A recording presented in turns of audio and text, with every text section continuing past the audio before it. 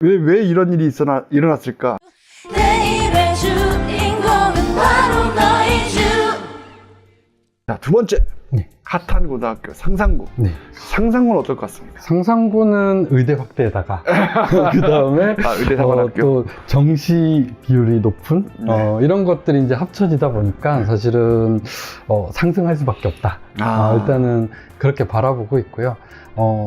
지금 상상교에 이제 이번에 이제 올해 교장 선생님도 바뀌시고 교감 선생님도 그랬어요? 바뀌셨더라고요. 그래서 그분 두 분 다 이제 아는 분들이에요. 예전에 이제 입학 부장님 하셨던 분들이고, 네네네. 근데 두 분의 성향을 봤을 때 개인적인 생각은 학교에, 그러니까 상상고가 사실은 정말로 그 정시 위주로 우린 의대 보내겠다 이런 마인드로 만들어진 학교가 아니거든요. 그렇죠. 원래 네. 수학 단과대학교 그쵸. 설립을 목표로 했었던 학교. 네, 그래서 우리나라의 기초과학을 이끌 수과학 인재들을 만들겠다. 이게 사실은 상상고의 목표였는데, 이게 정시 실적이 잘 나오고 그러다 보니까 의대 실적이 잘 나오다 보니까 우리한테는 이제 의대 잘 가는 학교 이제 이런 식으로 인식이 됐는데, 지금 이제 교감 선생님이 아마 그런 부분들의 변화를 좀 줘보려고 노력하시지 않을까. 그럼 위험해지는 거 아닙니까? 상상고가 꼭 의대가 아니어도 상상고에 가서 약간의 변화가 또 예측이 되고 있으니 아이가 융합형 인재로 커나갈 가능성도 생기겠다. 그럼요. 네.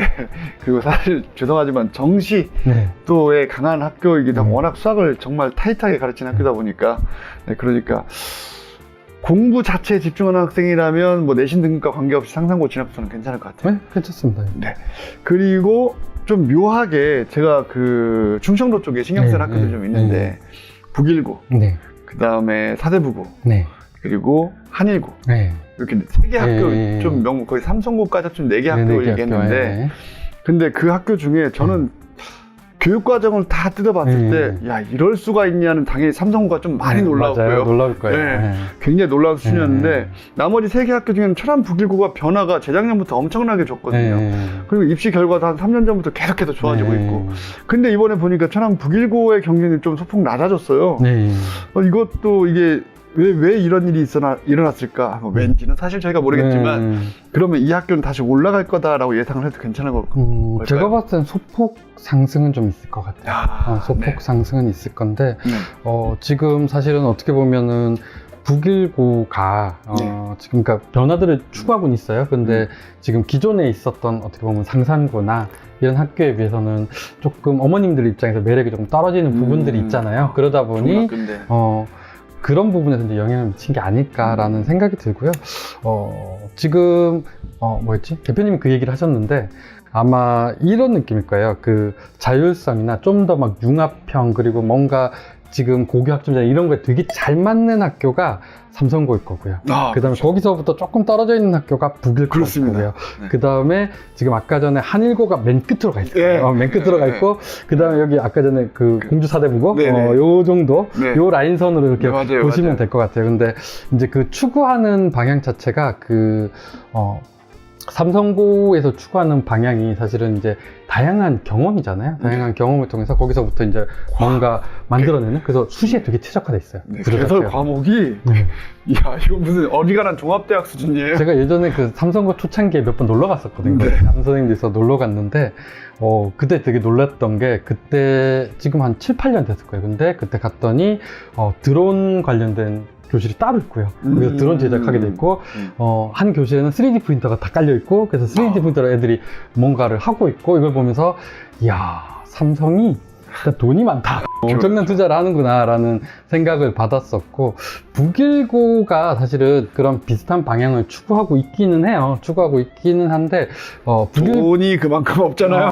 돈은 둘째 문제고, 네. 일단 북일고의 이제 선생님들이 그 추구하는 방향이 있고, 그러니까 삼성고는 사실 새로 이제 만들어졌잖아요. 생긴 지가 얼마 안 되다 보니까 선생님들이 조금 더 적극적인 선생님들이 좀 모여있고, 북일고도 이제 생긴 지 조금 되다 보니까 기존 선생님들이 가지고 있는 마인드에서 이제 변화를 이끌고 있고, 그러다 보니까 속도의 차이가 좀 발생할 수밖에 없다라는 생각이 좀 들고요. 요쪽 이제 한일고 요쪽으로 가면 여기는 사실 어떻게 보면 고인물. 고인물에 어떻게 여기 맞는 애도 있어요. 사실은 맞는 애도 있고, 이게 남자애들이 사실은 이렇게 자율성을 이렇게 강조하다 보면, 그러니까 그런 얘기를 많이 해요. 그 뭐 외대부고도 그렇고 어떤 인사고도 그렇고 이렇게 아침에 선생님이 수업을 하러 왔는데 남자애들 눈이 빨갛다 그러면 이게 밤새 게임을 했거나 아니면 밤새 다른 짓을 했다 월드컵. 이런 추측들을 하는데 네. 사실은 이제 그런 아이들의 이제 그런 어떻게 보면 불필요한 시간들을 좀 더 강제적으로 어떻게 보면 좀 강하게 얘기하면 군대에 가깝죠.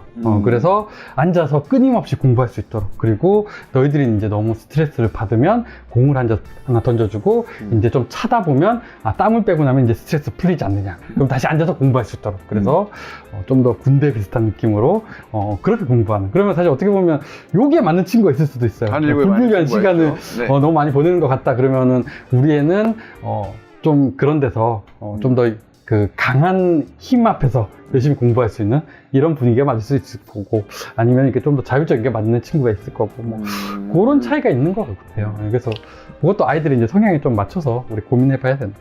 사실 한일고 학생들도 보면 굉장히 우수하고 뭐 맞아요. 입학 실적도 당연히 괜찮고, 뭐 한 5등급 이런 학생들도 내신은 5등급인데 실제로 제가 볼 때는 이 친구는 진짜 지식의 수준이 최상위권이다 라고 판단된 친구들 되게 많이 봤거든요.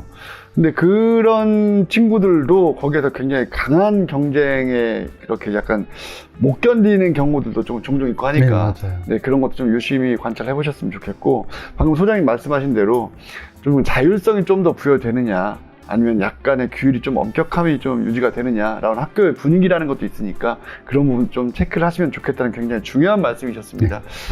외고 엄청 핫하지 않습니까? 네, 맞습니다. 올해 진짜 외고 폭발했죠. 네, 맞아요.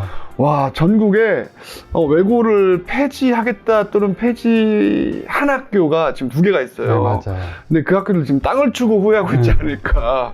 근데 외고 경쟁률에 대해서 일단 설명을, 전반적인 흐름을 좀 말씀 부탁드릴게요. 외고는 사실은 지금 뭐였지? 특목 자사고 폐지 이야기로 타격을 받았고요. 네, 그 다음에 그렇죠. 두 번째는 한국 사회 자체가 이제 자연계로 굉장히 쏠리는 구조로. 근데 그 꼭 한국 사회만의 문제는 아닌 것 전 같아요. 세계적인 문제죠. 그러다 보니까 사실은 외고 국제고로 나와서는 사실은 자연계로 갈 수가 없잖아요. 그러다 네네. 보니 여기는 인문계 중심의 학교고, 그러다 보니 사실은 경쟁률이 계속 떨어지는 추세, 그런 추세를 가지고 갈 수밖에 없었는데, 이 학교가 이제 조금 힘이 실어졌던 게 그 황금 대지띠에. 그래서 2023 때 황금 대지띠로 이제 학생들이 조금 늘어나는 그런 상황들이 좀 있었었고, 그 다음에 고맘때가 이제 또 그 특목 자사고 유지 얘기가 이제 나오면서, 그러면서 이제 경쟁률이 살짝 뛰었고, 그 다음에 2024학년도, 그러니까 지금 현 고1 학생들 같은 경우는 지금 사실은 이렇게 보면 자연계 애들이 갈 만한 학교가 생각보다 되게 많아요. 그런데 그러니까 우리가 주변에서 보면 우리 애가 이제 자연계다라고 생각한다면은 이제 유명한 정대 자사고도 있고, 그 다음에 주변에 명문고라는 학교도 보면 거의 다 자연계로 포진돼 있어요. 그렇죠. 그러니까 맞아요. 뭐 남학교들, 유명한 명문 남학교다 그런 거 열어보면 90%가 자연계예요. 사실 거의 인문계들 보기 힘들거든요. 그렇죠. 그 친구들 막 미적분 선택자가 전교생의 막 3분의 2 이렇게 되는. 당연히 3분의 2가 넘어가죠. 네. 그런 상황이다 보니까 사실 인문계 학생들이 학교 선택하기가 되게 힘들어져요. 그래서 이제 보통 어머님들이 이제 그런 것들 하면서 고민하는 게, 그러면 인문계 학생이 좀 많아져야 사실은 우리 아이가 자극도 많이 받고 활동도 뭐 많이 하고 그럴 수가 있잖아요. 그러다 보니까 이제 그런 학교를 이제 찾아보게 되는데, 이게 재밌는 게 공부를 좀 하는 애들이 자연계로 다 쏠리고 그런 학교 다 쏠리다 보니까 이제 그런 학교들, 인문계가 많아진 학교들을 보면 공부를 안 하는 친구가 좀 많아지는 학교? 이제 선택이 되게 부담스러워지죠. 이제 부담스러워지고, 그랬을 때 이제 외고나 국제고를 고민해보는 이런 상황들이 왔던 것 같고, 그래서 저도 예전에 이제 설명하면서 그런 얘기 했던 것 같아요. 우리 애가 인문 사회계열로 갈 거다. 그런데 언어의 스트레스를 그렇게 많이 받진 않는다. 그러면 외고 쪽. 그 다음에 언어는 좀 스트레스 받는다. 그래서 사회계열 쪽 수업들을 좀 더 좋아한다. 그러면은 국제고 쪽. 이제 이런 선택들을 해도 나쁘지 않다라고 이야기했는데, 이제 그게 자연계 심화가 사실은 인문계 학생들의 선택권을 좁혀놨고, 그러면서 이제 외고의 경쟁률을 조금 더 끌어올린 게 아닐까라는 생각이 들긴 합니다. 실제로 우리 아이가 공부를 좀 하는데 수학은 또 이렇게 좋아하진 않아요. 시험을 잘 보고 있는데, 그러면 근처에 있는 일반고를 보내려고 했더니 가서 또 노는 거 아니야? 라는 생각에 이제 외고, 국제고 이렇게 생각을 하게 되는데, 그 전까지는 막상 외고를 가도 우리가 또 영어를 그렇게 잘하는 것 같지도 않고, 뭐 중국어는 준비해 본 적도 없으니까 부담됐고, 뭐 이런 사례들이 되게 많았어요. 그래서 그냥 어쩔 수 없이 나중에 결국 선택지는 근처에는 좀 괜찮은 일반고. 막상 갔더니 수학, 과학을 매우 좋아하는 학생들에게 1학년 때부터 살짝 튀어서 그 친구들은 수학, 과학 좋아하는 친구들이 좋아하는 친구들입니다. 잘하는 친구보다 좋아하는 친구들이 고1, 고2 올라갈 때 수원수투라는 공통 과목 이런 거에서 성적이 좀 오르기 시작하거든요. 그래서 전국에 있는 진학지도교사협의회 자료를 보면, 참고를 하면 거기에 보면 거의 70% 정도가 좀 상위권 1등급 애들 중에 이공학 계열 애들이 포진해 있고 인문사회 계열이 30에서 35% 사이로 좀 줄어들어 있다고, 해마다 줄어들고 있어요. 그러면 이제 당연히 엄마들의 선택은 그럼 비슷한 애들끼리 경쟁하는 게 낫지 않아? 야, 이게 되어 있는데, 그런데 역시 또 우리가 고교학점제 얘기를 빼놓을 수는 없을 것 같아요. 근데 지금 대표님 얘기 듣다 보니까 이제 제가 든 생각인데, 일단은 외고, 국제고 이쪽에 가면 수학을 좋아하는 친구는 없어요. 수학을 좋아하는 친구는 뭐 전국 단위 자사고든 아니면은 주변에 명문 자연계가 많은 이런 학교로 다 가 있어서 일단 수학, 과학을 좋아하는 친구는 외국 국제고에 없다. 다만 이제 이건 있는 것 같아요. 수학이 필요하다는 건 알아요. 그래서 수학을 조금 더 많이 한 친구랑 조금 덜 한 친구, 요런 학교로 이제 구별이 되는 학교? 그렇게 보는 것 같고, 이제 어머님들이, 그 중학생 이제 어머님들이 항상 하는 고민 중에 하나가 외고를 가면 어문 계열로 가야 되는 거 아니냐, 이런 고민을 하시는데, 사실 외고에서 어문 계열로 가는 인원이 한 20%밖에 안 돼요. 대부분 다 사회계열 쪽으로 가기 때문에. 그래서 지금 한국 사회에서 분위기가 외국 국제고는 뭐 어문 계열이나 이쪽으로 가는 게 아니라 그냥 인문 사회 계열 아이들 중에 공부 열심히 하는 친구들이 모여 있는 학교. 그런데 이제 그런 특정 과목들이 좀 많아지는 학교, 이렇게 보는 게 맞을 것 같고, 지금 중3 밑에 아이들은 사실은 이제 국제 외국어고 이제 이런 개념도 이제 성립을 그렇죠. 하잖아요. 근데 외고랑 국제고 이제 가장 차이가, 이제 얘네들이 이제 이수 단위가 200 단위로 지금 돼 있고, 이제 그게 학점으로 바뀌는데, 이수 단위 200 단위 중에 80 단위 정도를 이제 언어를 해야 되는 게 외고고, 사회 계열을 해야 되는 게 이제 국제고인데, 이제 외고 국제고가 합쳐지면 사실 이 학교는 언어랑 사회가 다 깔릴 수 있는 학교가 되거든요. 그러니까 정말 그냥 인문계 학교 이런 느낌들이 되기 때문에, 사실은 인문계 특목고, 인문계 특목고 이런 단어가 맞겠네요. 네. 그래서 그런 개념들이 이제 성립하기 때문에 그런 부분에서 이제 경쟁률이 충분히 오를 수 있는 구조가 아닐까라는 생각이 들어요. 근데 그런 게 있잖아요. 어머니께서 아직 그 외국어 고등학교와 국제고등학교 경기가 허물어지고 있다. 네. 법적으로 이제 발표를 했잖아요. 네, 맞아요. 네, 그걸 잘 모르는 분도 계실 것 같으니까 그 내용을 조금 더 설명 부탁드릴게요. 예. 네. 지금 현재 외고 학교 체제를 보면 얘네들이 이제 그 졸업할 때까지 200단위라는 이수 단위를 맞춰야지만 졸업이 가능해요. 그리고 그 이수 단위가 이제 학점으로 바뀌면서 이제 일정 학점을 마치는 이런 구조로 이제 가는 거잖아요. 가는 건데, 거기서 이제 그 200단위 중에 80단위 이상을 언어 수업을 해야 돼요. 그러다 보니까 언어를 많이 해야 된다, 맞아요. 원래는. 네, 그래서 뭐 내가 영어과로 들어가면 제일 전공어가 이제 영어고, 제2 전공어가 뭐 중국어가 되면 이제 중국어 수업도 들어가고, 뭐 그러다 보니까 이제 언어 수업이 굉장히 많이 늘어나는 거고, 이제 국제고는 사회교과 수업이 이제 그렇게 늘어나는 구조예요.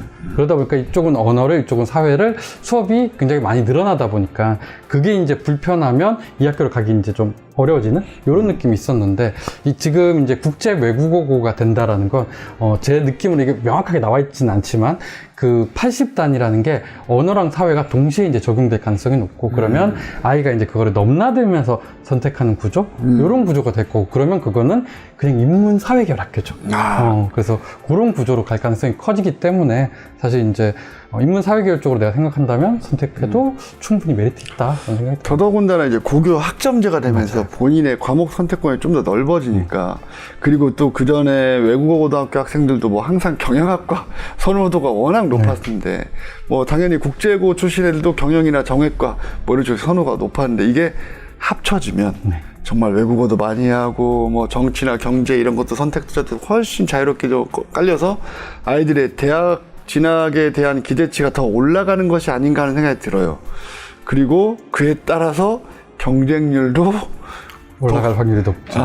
사실 고입에 대해서 상담을 할 때, 선생님 저희 애는 외고를 가는 게 맞을까요? 물어보면 영어는 당연히 잘하죠? 라고 여쭤보고, 네, 영어는 뭐 이미 고3 모의고사를 쳐도 뭐 잘 나옵니다.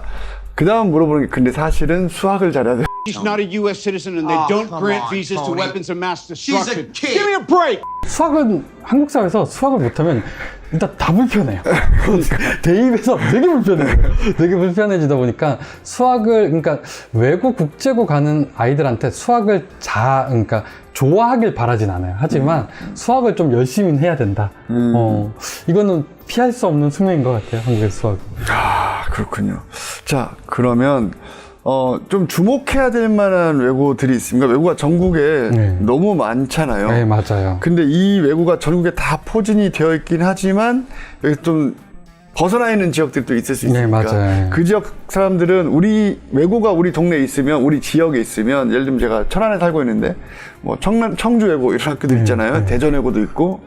그럼 여기를 지원할 수밖에 없지만 다른 학교들은 또 어떨까 궁금한 분들도 계시고, 우리 지역에 외고가 없으면 전국에 어디든 국제고든 뭐 다 지원할 수 있으니까, 네, 그런 측면에서 봤을 때 정보를 조금 더 궁금하다 싶었을 때, 그렇다면 어느 외고는 어떤 특징을 가지고 있다, 뭐 경쟁률이 이렇게 될 것 같다, 뭐 이런 것들에 대한 어떤, 일단은 보통 이제 이렇게 보시면 돼요. 그 지역별로 보면 외고들의 이제 선호도가 있어요.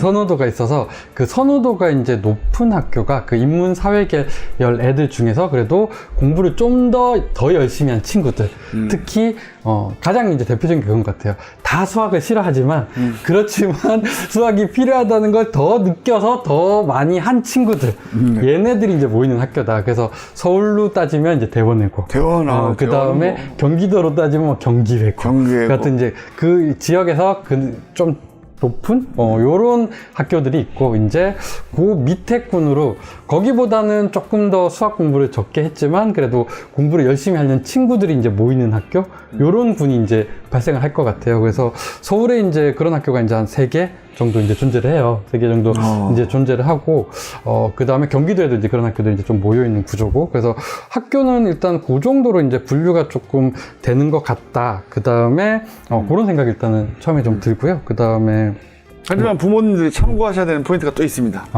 그 다음에 학비. 이제 학비, 그쵸. 등록금. 등록금이 이제 일단 발생을 해요. 등록금이 발생을 하는데, 일단은 뭐였지, 등록금은 이게 공립학교들 있잖아요. 시에서 지원을 하거나 이런 학교들이 학비가 조금 싸요. 그러다 보니까 그런 학교의 경쟁률은 조금 일반적으로 좀 높게 잡혀요. 높게 잡혀서 뭐 경기도로 하면은 뭐 수원외고 같은 학교들, 수원시에서 이제 지원을 하다 보니까, 그래서 그런 학교들이 학비는 조금 더 저렴해지고 대신에 올려는 친구들이 좀 더 늘어난다. 그런 부분에서 경쟁률이 발생한다라고 보면 될 것 같고요. 그 다음에